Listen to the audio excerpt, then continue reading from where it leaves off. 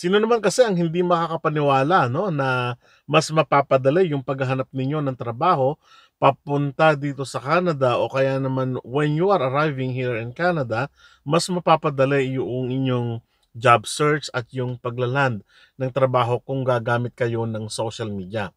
Well, sa katunayan, marami ng mga research ang lumabas na talaga. Pero patutunayan lamang natin 'to sa pag-uusap natin ngayon, na malaki ang tulong ng social media sa kasalukuyan sa paghahanap ninyo ng trabaho kahit na nandiyan pa lang kayo sa Pilipinas at kahit na paparating kayo dito sa Canada. Lalong-lalo na yung mga nakatanggap ng express entry. When we say express entry, pupunta kayo dito, although permanent resident na kayo, sabihin natin, pero hindi nyo alam kung papaano kayo magsusurvive sa mga susunod na panahon kapag kayo ay nakarating na dito. Kasi ang mahalaga dito ay makahanap kayo ng trabaho pagdating dito.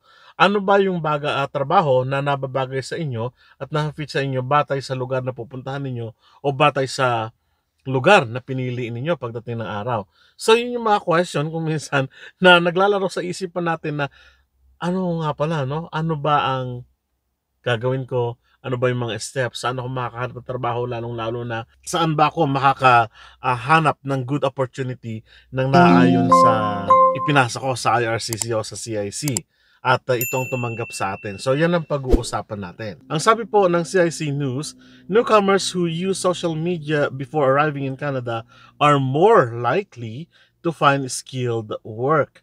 Ayon po yan sa sulat ni Vimal Siva Kumar. Ang sabi po dito, according to a study conducted by Toronto Metropolitan University or TMU, in 2023, 65% of surveyed pre-arrival newcomers use social media for job prospects before coming to Canada.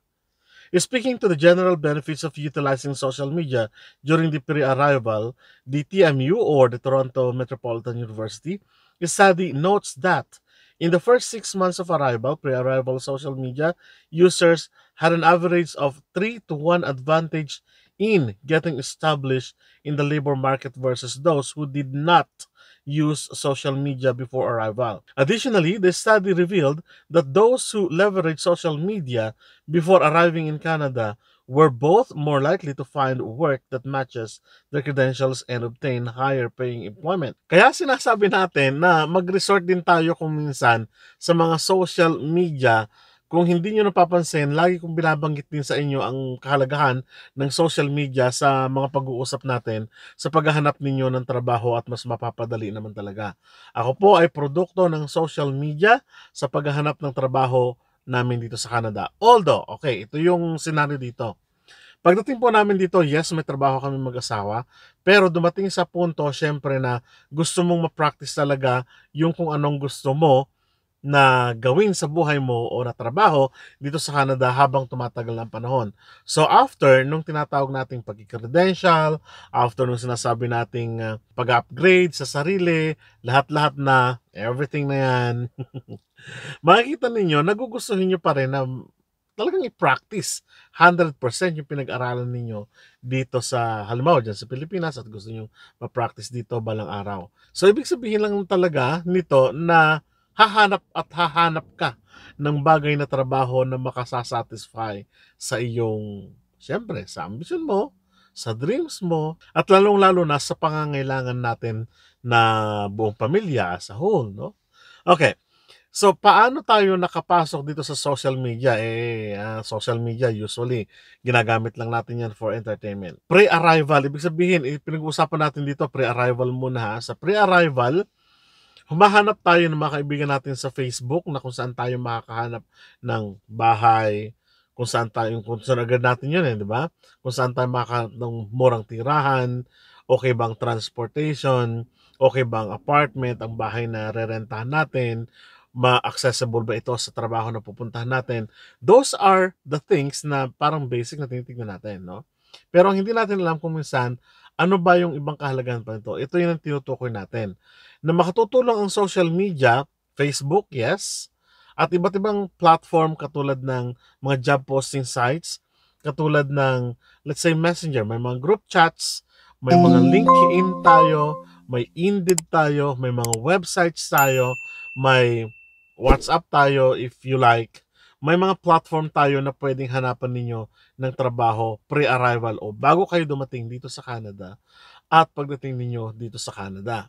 Sabi ko nga, i-share ko na lang ito na kami ay produkto. Pagdating ko dito, sabi namin na i-practice namin trabaho namin. Yes. Pero dumating talaga sa punto na, gusto ko nang i-practice yung natapos ko sa Pilipinas. So, anong ginawa ko? Nag-search po ako sa Google at nag-search po ako. Ang nakahanapan ko po ng aking trabaho ay sa LinkedIn. So, ginamit ko yung social media platform na yon para makipag-chat sa mga tao at nakita doon na, hey, ang ganitong institusyon ay nangangailangan ng ganitong tao. So, ang ginawa sa akin, hinook ako nung isang institution at sinabi doon na, pwede ka ba sa ganito kasi you are qualified. So, through chat lang yon. So, sabi ko, pwede pala yun. So, hindi ko tinanggap yun kasi medyo malayo dito sa city. So, sabi ko, there is always a possibility na talagang makahanap ka ng trabaho kahit na sa isang platform. Halimbawa, ang sinasabi ko nga, yung LinkedIn na sinimulan namin yung emailing sa LinkedIn pero nauwi din kami sa Messenger. So, social media platform. And then, hindi ko rin tinanggap. Sabi ko nga kasi out of the city na medyo malayo sa gawin na ng White City. So, lalayo na ako. During the time, wala pa naman tayong sasakyan. So, ang kailangan ko lang yung nagbabas ako. So, wala. Nung nagkaroon na ako ng sasakyan, so mas naging kumbaga active ako in terms of transportation at yun na nga nakakuha natin yung trabaho na talagang gusto natin at gusto natin pa na i-upgrade yung mga sarili natin. So ganun po ang nangyari sa atin. So isa lamang ito sa pagpapatunay na bago pa kami dumating kasi dito, ito na yung ano dito, maganda rito. Bago pa kasi kami dumating dito sa Canada ay talagang tinignan ko ng mabuti ano ba yung nababagay na trabaho para sa akin sa susunod na panahon na makararating kami ng Canada. Tinignan ko ng mabuti. Ito ang city namin, anong mga available na trabaho, meron ba akong trabaho na makukuha pagdating ng araw na pag nakarating na ako ng Canada. So those are the things na kinonsider ko habang ako ay nasa Pilipinas pa lamang. And of course, malaking tulong yung Facebook during that time sa aking paghahanap ng trabaho. And during that time, napakalawak na ng Google and then search lang sa Google and then yon nagpakita na lahat ng trabaho ng mga possibilities. Sabi ko, go, I will go. At nahirapan ba ako sa paghahanap ng trabaho? Sa talagang gusto kong trabaho in preparation sa tunay kong trabaho sa Pilipinas? Hindi po. Kasi doon pa lang alam ko na may trabaho ako na daratnan dito sa syudad kung saan kami naroon ngayon. Pre-arrival search and communication. In one stage of the pre-arrival process, dubbed by the TMU study as search and communication, 82% of surveyed respondents said they connected with a person or group regarding immigration before coming to Canada. According to the study, before being broken down by gender, the following 7 platforms presented in order below, where the most popular among newcomer looking for information about work prospects before coming to Canada. Una po, email and telephone, Facebook, LinkedIn, Qzone, instant messaging, discussion forums, Twitter. So napansin niyo po ba, binanggit ko doon yung LinkedIn at binanggit ko rin po doon yung Facebook. Kasi ang katunayan dyan, yung employer namin dati, ang communication namin is not through formal emailing kundi sa Facebook. So po pwede mangyari ito sa inyo, pwede po talaga. No? Nakahanap kami ng trabaho through Facebook at na-improve namin ng aming mga sarili in terms of work. Pagdating naman po nung na-upload ko yung aking profile sa LinkedIn. Nakatuwa lang pong isipin na 82% ng mga dumarating dito sa Canada ay nagsa-search according do sa at least sa sinurvey nila na 82% doon ay gumamit ng social media platform. Ito nga ang maganda rito dahil sa alam na nila yung nature ng trabaho, malalaman mo na kasi kung magkano sweldo, kung magkano per hour, something like that, at makikita mo na yung bracket doon kung magkano yung talagang annual mo, o kaya naman, let's say in average, makikita mo na rin doon sa pamagitan ng mga social media platform na natanggap natin.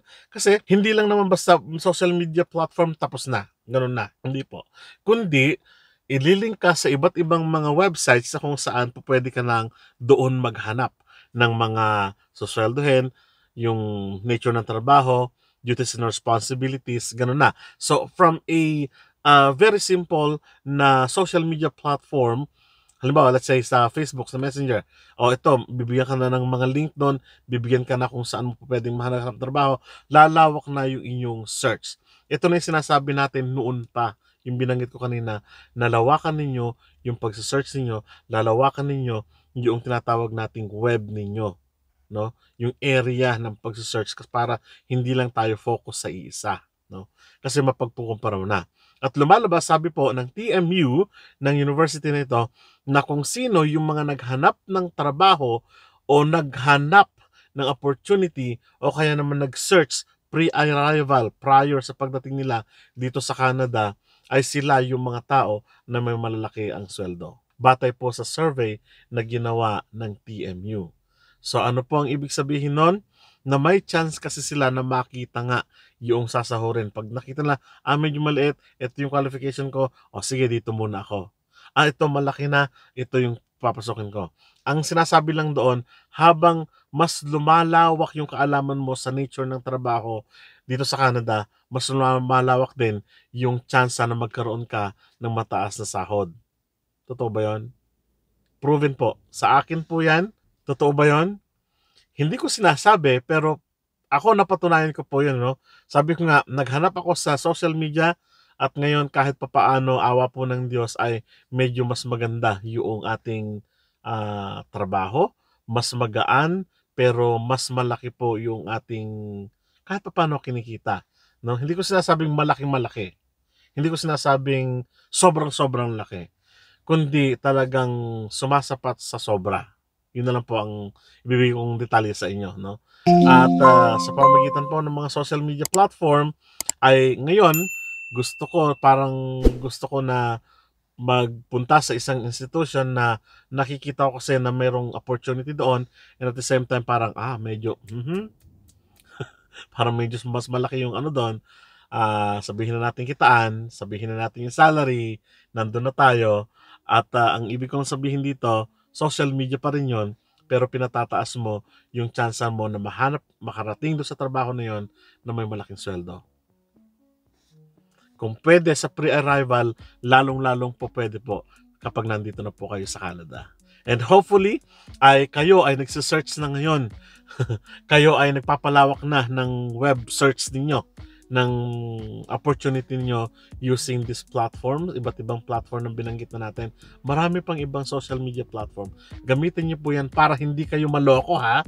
Gamitin niyo po yan para kayo ay magkaroon ng trabaho, para po kayo ay makapag-search ng tamang trabaho para sa inyo o ng opportunity para sa inyo. Muli, maraming salamat. Please share, please like, please subscribe po dito sa ating Rod's channel. Maraming salamat. Kita-kita po tayo sa mga susunod na vlog. Hanggang sa muli.